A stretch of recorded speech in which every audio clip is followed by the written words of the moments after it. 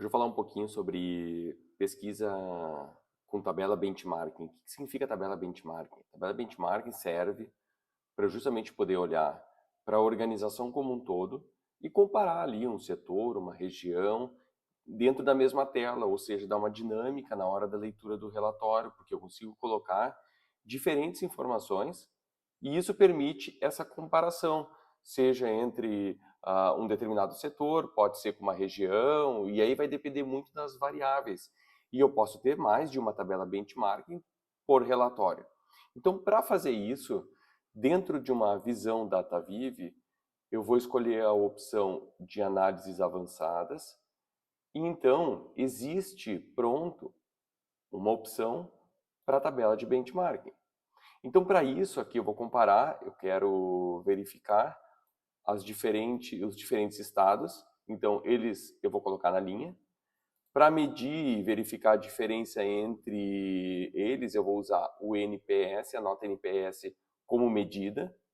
E nos filtros em coluna, eu tenho aqui uma pergunta onde eu segmento diferentes pesquisas.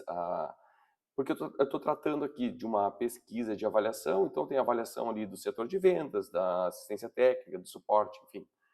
E vou deixar sempre disponível aqui a empresa. Então, que seria uma coluna, que pode ser no começo ou ao final, onde eu tenho a média geral. Então, quando eu peço essa análise, ele vai me devolver uma tabela ou uma tabela e gráfico.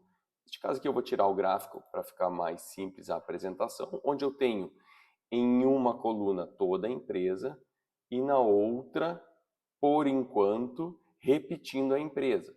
Mas veja, aqui em cima eu tenho um drop-down e eu posso escolher aqui, eu tenho vendas, serviços ou consultor. E eu posso comparar como está um em relação ao outro. Então, quando eu escolho consultor, as médias são diferentes e eu consigo olhar como cada estado está em relação à empresa.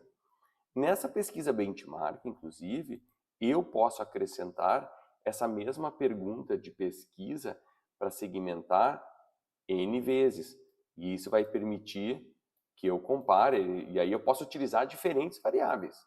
Mas aqui vai me permitir comparar com a empresa, como está lá o consultor, como estão as vendas, e aqui eventualmente eu coloco outra variável, serviços, que se assemelha um pouquinho a uma tabela cruzada. Mas, claro, se eu tenho diferentes variáveis para eu fazer esse corte de perfil, isso vai permitir que eu compare, dentro de uma mesma base de dados, diferentes variáveis entre elas.